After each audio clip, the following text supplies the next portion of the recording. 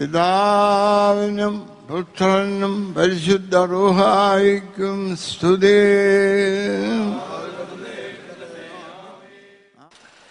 ഇന്ന് നിങ്ങളോടുകൂടെ പങ്കിടുവാനായി ഞാൻ ആഗ്രഹിക്കുന്ന തിരുവചനം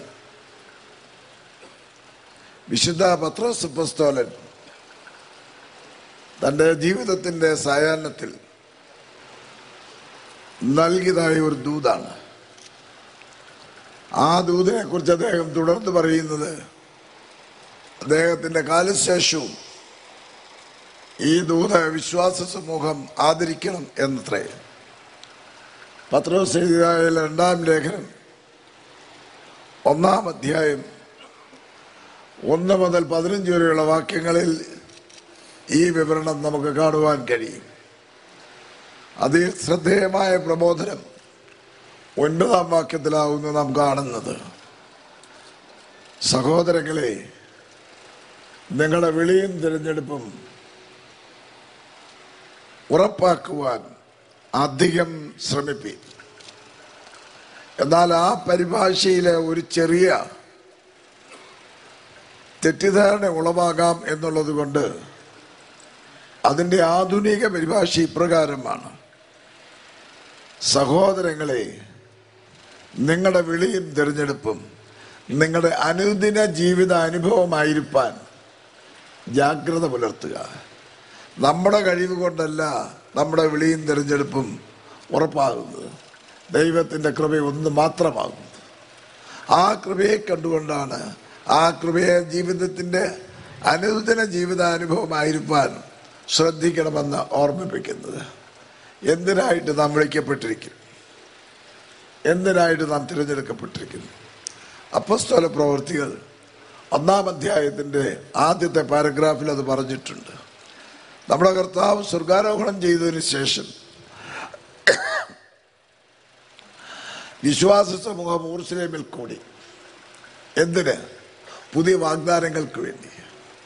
ആ കൂട്ടത്തിൽ ആരുണ്ടായിരുന്നു? പ്രത്യേകമായി ശ്രദ്ധേയമായ ഒരു വ്യക്തി ഉണ്ടായിരുന്നു. കർത്താവിൻ്റെ അമ്മയും ഉണ്ടായിരുന്നു. വിശ്വാസ സമൂഹം സ്വർഗാരോഹണത്തിന് ശേഷം കർത്താവിൻ്റെ സാന്നിധ്യം അവരുടെ മധ്യത്തിൽ നിന്ന് മറഞ്ഞപ്പോൾ, മേഘതമസിൽ മറഞ്ഞപ്പോൾ അവർ വീണ്ടും ഒരുമിച്ച് കൂടി ഇനിയും എന്ത് എന്ന് അവർ ചിന്തിച്ചു. കർത്താവ് സ്വർഗാരോഹണം ചെയ്യുന്നതിന് മുമ്പും ഇവരിങ്ങനെ ഒന്ന് ആലോചിച്ചതാണ്. തിബരിയാസ് കടലിൻ്റെ തീരത്ത് 7 പേര് ഒരുമിച്ച് കൂടി ഇനിയും എന്താണെന്ന് അതിനെക്കുറിച്ച് ആലോചിച്ചു. അപ്പോൾ ഒരു ഏക ചിന്താഗതിയും ഒരു മനസ്സുള്ളവരുമല്ലായിരുന്നു അവിടെ ചേർന്നിരുന്നത്. ആ 7 പേരെ കുറിച്ച് പറയാവുന്ന ഒരു പത്രോസ് ഏത് കാര്യത്തിനും കയറി അഭിപ്രായം പറയും, വേണ്ടിയതിനും വേണ്ടാത്തതിനും പറയും. നമ്മുടെ ആളുകളും ആ കൂട്ടത്തിലുണ്ട്. നമ്മുടെ പ്രതിനിധിയായിട്ട് അദ്ദേഹം അവിടെ ഉണ്ടായിരുന്നു. കർത്താവിനെ പോലും തിരുത്താനായിട്ട് ശ്രമിച്ചതായ ആ ഒരു വിവരമില്ലായ്മ കാണിച്ചതാണ് പത്രോസ് എന്ന് നമുക്ക് പറയുവാനായിട്ട് കഴിയും. നീ അങ്ങനല്ല ചെയ്യേണ്ടത്, ഇങ്ങനെയാണ് ചെയ്യേണ്ടത്, നിന്റെ ദൗത്യം പൂർത്തീകരിക്കാനായിട്ട് കർത്താവിനോട് പറഞ്ഞതാണ്. എന്നാൽ അതിനോടുകൂടെ ചേർന്നിരുന്നത് നമ്മുടെ സഭാപിതാവായിരിക്കുന്നതായ തോമസ് അപ്പോസ്തലനാണ്. ഏത് കേട്ടാലും 2 പ്രാവശ്യം ഒന്ന് ആലോചിച്ച് അതിൻ്റെ യുക്തി മനസ്സിലാക്കിയതിന് ശേഷമേ പ്രതികരിക്കുകയുള്ളൂ.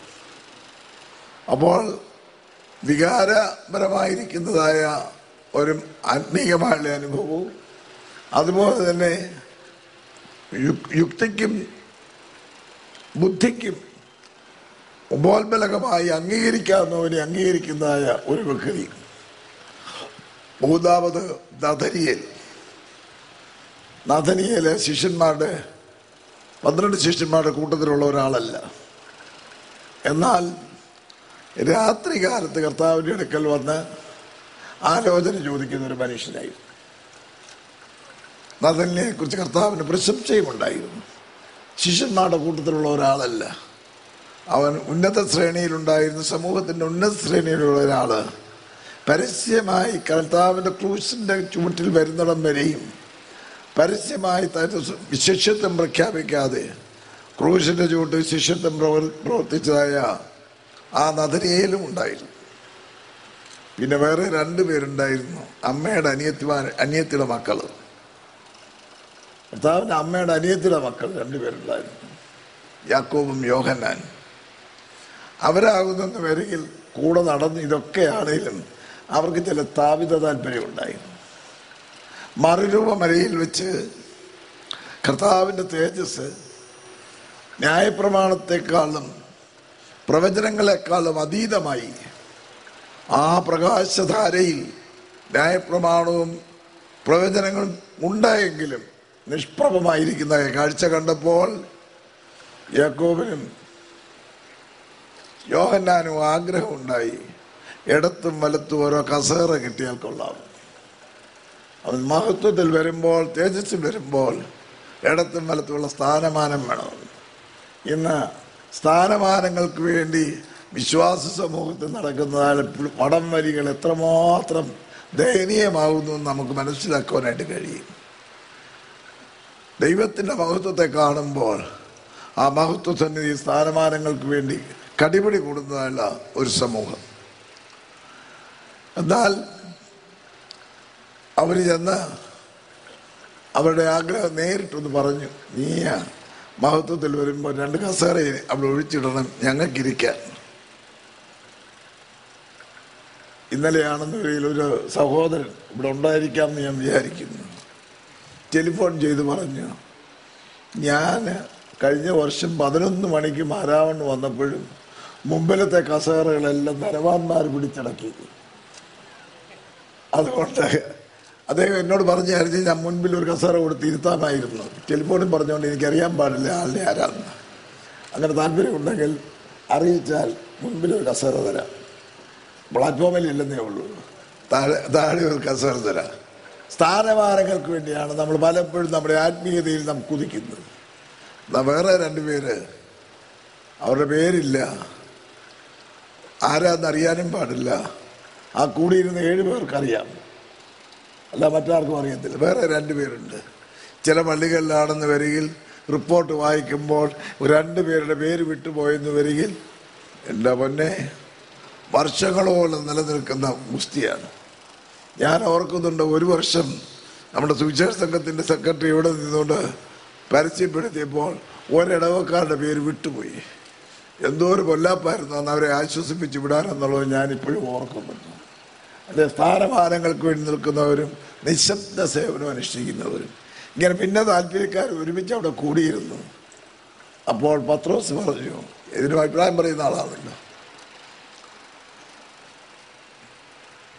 പരിചയമുള്ള തൊഴിൽ മേഖലയിൽ പരിചയമുള്ള തൊഴിൽ ചെയ്യുവാൻ അനുഭവിച്ച പരിചയ സമ്പത്ത് വിനിയോഗിച്ചാൽ വിജയം നിശ്ചയം.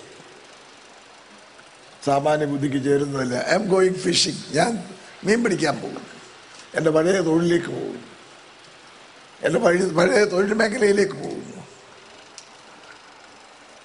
അനുഭവ പരിചയ സമ്പത്ത് വിനിയോഗം ചെയ്യാനായിട്ട് പോകും. അതെല്ലാവർക്കും ദുഃഖമായിട്ട് തോന്നി. അഭിപ്രായ വ്യത്യാസമില്ലാതെ അവർ ആ റെസൊല്യൂഷൻ പാസ്സാക്കി. അങ്ങനെയാണ് ഇന്നത്തെ നിയമസമിതികൾ തന്നെയാണെങ്കിലും ഒരു സൊസൈറ്റി രൂപീകരിക്കുന്നതിന് ഏറ്റവും മിനിമം മെമ്പേഴ്സ് വേണ്ടത് എത്ര? 7. അന്ന് അവിടെ 7 പേരായിരുന്നു. ഇങ്ങനെ വേദപുസ്തകത്തിലുള്ള ചില കാര്യങ്ങളൊക്കെയും നിയമസംഹിതകളിൽ കടന്നുകൂടിയിട്ടുണ്ട്. 7 പേരുണ്ടെങ്കിൽ ഒരു സൊസൈറ്റി നമുക്ക് പോകാം. ആ സൊസൈറ്റിയുടെ പ്രമേയം അവർ പാസ്സാക്കി വെച്ച് പ്രവർത്തനത്തിനിറങ്ങി. രാത്രി ഒന്നും കിട്ടിയില്ല. പരിചയമുള്ള തൊഴിൽ മേഖലയിൽ പരിചയമുള്ള തൊഴിൽ ചെയ്തിട്ട് അനുഭവ പരിചയ സമ്പത്ത് മുഴുവൻ ഇറക്കിയിട്ട് ഒന്നും കിട്ടിയില്ല. തിരിച്ച് കരയിലേക്ക് വരികയാണ് നിരാശരായി. നാളത്തെ ദിവസം സമൃദ്ധമാകുവാൻ, സന്തുഷ്ടമാകുവാൻ പഴയ തൊഴിലേക്ക് പോയവർ മടങ്ങി വന്നു. അപ്പോൾ കടൽക്കരയിൽ നിന്നുകൊണ്ട് കർത്താവ് അവരോട് ചോദിച്ചു, കുഞ്ഞുങ്ങളെ നിങ്ങൾ പോയിട്ട് എന്നോ കിട്ടി? ഒന്നും കിട്ടിയില്ല എന്ന് പറഞ്ഞു.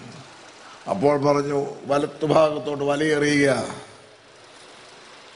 വലത്തുഭാഗത്തേക്ക് വലയെറിയുക. അവരൊന്നും പ്രതീക്ഷിക്കാത്ത സ്ഥാനത്തോട്ട് വലയെറിഞ്ഞു. എത്ര മീനുണ്ടായിരുന്നു? 153 വലിയ മീൻ ഉൾക്കൊള്ളുന്നതായുള്ള വലയെ അവർ കരയ്ക്ക് വലിച്ചു കയറ്റി. അവരൊന്നേരം ഒരു കാര്യം മനസ്സിലാക്കി. തങ്ങളുടെ പരിചയമുള്ള തൊഴിലും പരിചയമുള്ള തൊഴിൽ മേഖലയും അനുഭവപരിചയ സമ്പത്തും വിജയത്തിലേക്ക് നടത്തുകയില്ല. കർത്താവിൻ്റെ നിർദ്ദേശമനുസരിച്ച് ഒന്നും പ്രതീക്ഷിക്കാത്ത സ്ഥാനത്തേക്ക് മലയെറിഞ്ഞാൽ പെരുത്ത മീൻകൂട്ടം ലഭ്യമാകും എന്നവർ മനസ്സിലാക്കി. ആ വലിയ ചിന്തയായിരുന്നു നവീകരണ കാലഘട്ടത്തിൽ നമ്മുടെ പിതാക്കന്മാർക്കുണ്ടായിരുന്നത്. എല്ലാം നഷ്ടപ്പെട്ടാലും തങ്ങൾ മുറുകെ പിടിച്ചിരുന്നതായുള്ള നവീകരണ ആശയങ്ങൾ ഉറച്ചു നിൽക്കുന്നതായ ആ ഒരു പൈതൃകമാണ് ഈ ഇരിക്കുന്ന നിങ്ങളുടെ എല്ലാവരുടെയും, മാർത്തോമാക്കാർ മാത്രമല്ല, അല്ലാതെ ഉള്ള വിശ്വാസികളുടെയും പൈതൃകം എന്ന ഈ സമയത്ത് ഞാൻ ഓർമ്മിപ്പിക്കട്ടെ. ഈ കർത്താവ് അപ്പോസ്തല പ്രവൃത്തിയിൽ പറയുന്ന ഈ കർത്താവിൻ്റെ സാക്ഷികളാകുവാനായിട്ട് നിങ്ങൾ ഇവിടെ യെരൂശലേമിൽ പാർത്ത് പരിശുദ്ധാത്മ ശക്തി പ്രാപിച്ച് ലോകത്തിൻ്റെ അറ്റത്തോളം പോയി എൻ്റെ സാക്ഷികളാകുക.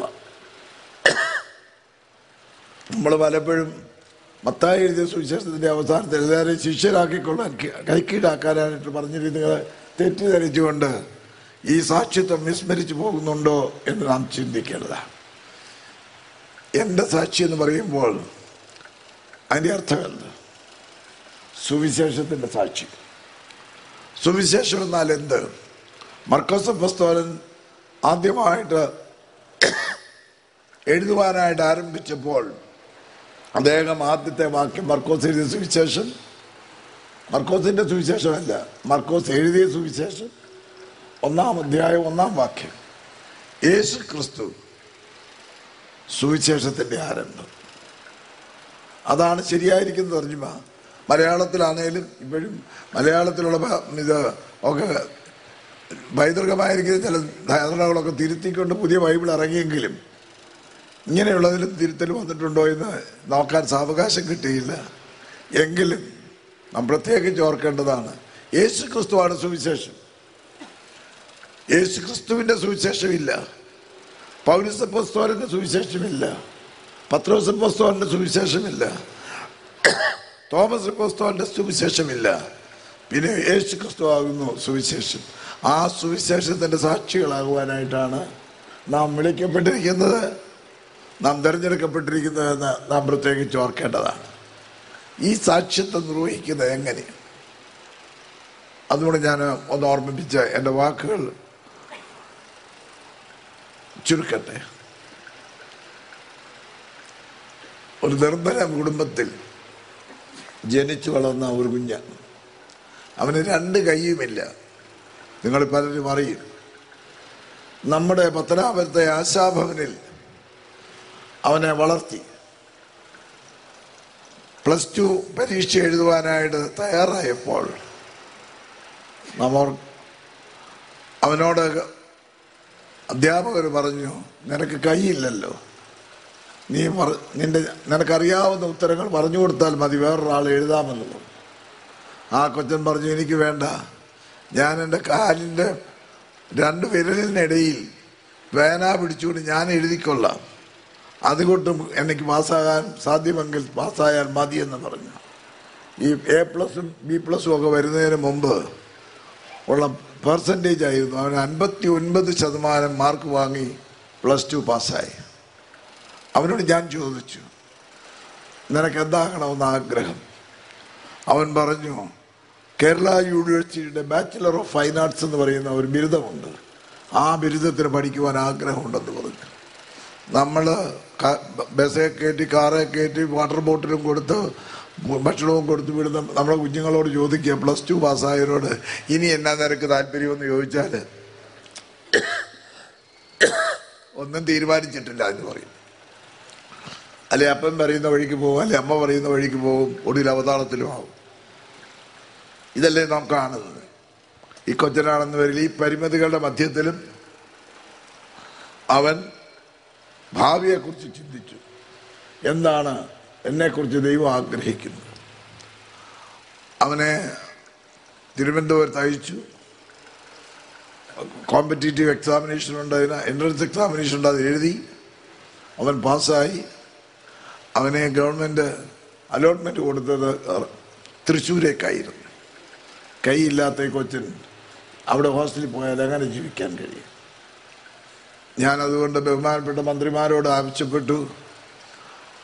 അദ്ദേഹം അന്ന് മന്ത്രിമാർ, കേരള ഗവൺമെൻറ്റിലെ മന്ത്രിമാർ അതേക്കുറിച്ച് പരിഗണിച്ചു. അവനെ മാവേലിക്കര രവിവർമ്മ കോളേജിൽ അതേ ഡിഗ്രിയിൽ പഠിക്കുവാനായിട്ട് അനുവാദം കൊടുത്തു. അവനവിടെ പഠിച്ചു. ആദ്യത്തെ ചാൻസിൽ തന്നെ പ്രശസ്തമായ രീതിയിൽ ആ ഡിഗ്രി അവൻ സമ്പാദിച്ചു. അത് കഴിഞ്ഞപ്പോൾ അവനോട് ഞാൻ ചോദിച്ചു, നിനക്ക് ഇനി എന്താ ആഗ്രഹം? അവൻ എന്നോട് പറഞ്ഞതായുള്ള കാര്യം ഇതാണ്, മാസ്റ്റേഴ്സ് ബിരുദൂടെ എടുക്കണം താല്പര്യമുണ്ട്. അവനുടനെ ഒരു ജോലിയല്ലേ വേണ്ടിയത്. ഇപ്പോഴാന്നൊരു SSLC പാസ്സായ പിന്നെ പഠിക്കുകയൊന്നും വേണ്ട, എവിടെയെങ്കിലും ഒന്നിങ്ങനെ തിരുമേനി പറഞ്ഞ പോലെ കുത്തുന്നതോ തൂക്കുന്നതോ ആയ ജോലിയിൽ കൂടെ ശമ്പളം വാങ്ങിച്ചാൽ മാത്രം മതി. അവൻ പറഞ്ഞ് മാസ്റ്റേഴ്സ് ബിരുദം പോകണം. ഞാൻ അവനെ മാസ്റ്റേഴ്സ് ബിരുദം കിട്ടും. വളരെ സന്തോഷകരമാണ്. അവനത് ഇപ്പോൾ ഈ വർഷം പാസ്സായി. അവനോടൊരു മാധ്യമ പ്രവർത്തകൻ ചെന്നിട്ട് ഒരു ചോദ്യം ചോദിച്ചു. അതുകൂടെ പറഞ്ഞ് ഞാൻ വാക്ക് അവസാനിപ്പിക്കുക. നിനക്ക് 2 കൈയുമില്ലാതെ ജനിച്ചു പോയതിൽ സങ്കടമുണ്ടോ?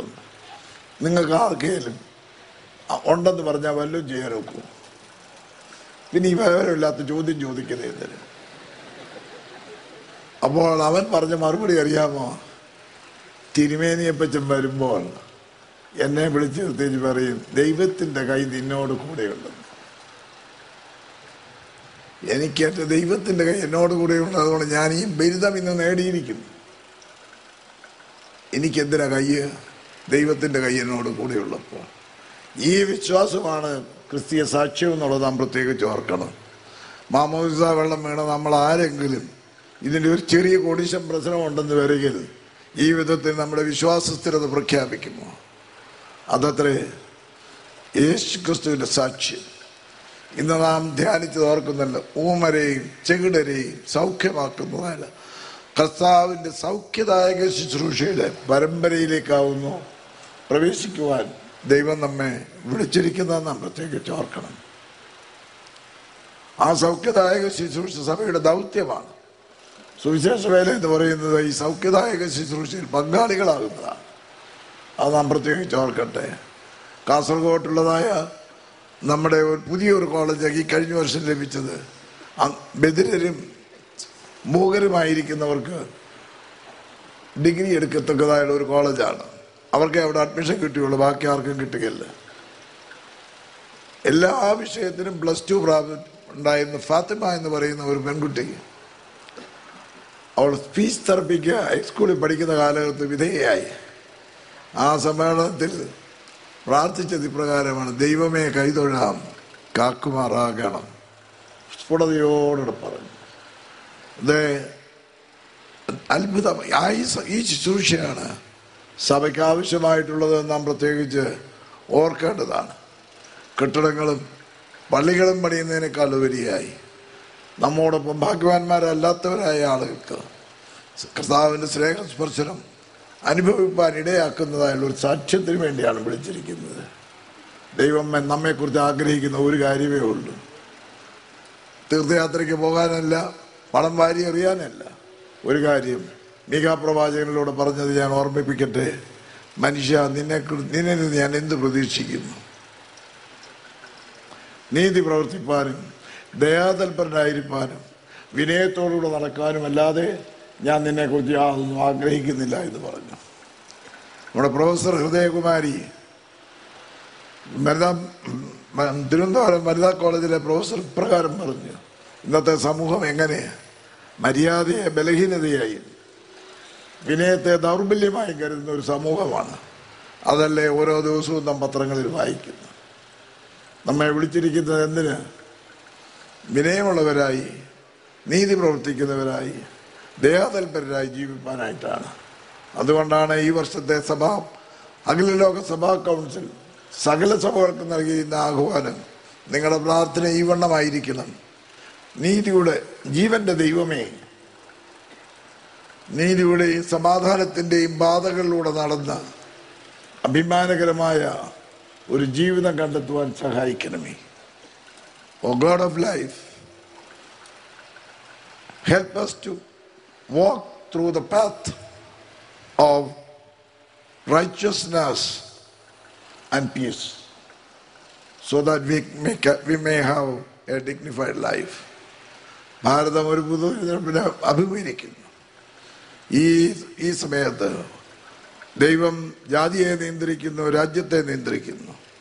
ആ ദൈവത്തിൻ്റെ മുൻപാകെ നമുക്ക് പ്രാർത്ഥിപ്പാനായിട്ടുള്ള ഒരേ ഒരു കാര്യം, ജീവന്റെ ദൈവമേ, ഞങ്ങളെ നീതിയുടെയും പാതകളിലൂടെയും നടത്തി ഒരു ധന്യജീവിതം കണ്ടെത്തുവാൻ തക്കവണ്ണം ഉറപ്പുള്ള ഒരു ഗവൺമെൻറ് തരയണമേ എന്ന് നാം പ്രാർത്ഥിക്കേണ്ടതാകുന്നു എന്ന് ഓർമ്മിപ്പിച്ച് ഈ വർഷത്തെ മരാമൻ കൺവെൻഷനിലെ ദൂതുകൾ നമുക്ക് ആവശ്യമായിരിക്കുന്ന ചിന്തയ്ക്ക് കൂടുതൽ പ്രചോദനമായി തീരട്ടെ എന്ന് ആശംസിച്ചുകൊണ്ട് ഔപചാരികമായി 119ാമത് മാർത്തോമാ കൺവെൻഷൻ, മരാമൻ കൺവെൻഷൻ ഉദ്ഘാടനം ചെയ്തതായി പ്രഖ്യാപിച്ചുകൊള്ളും.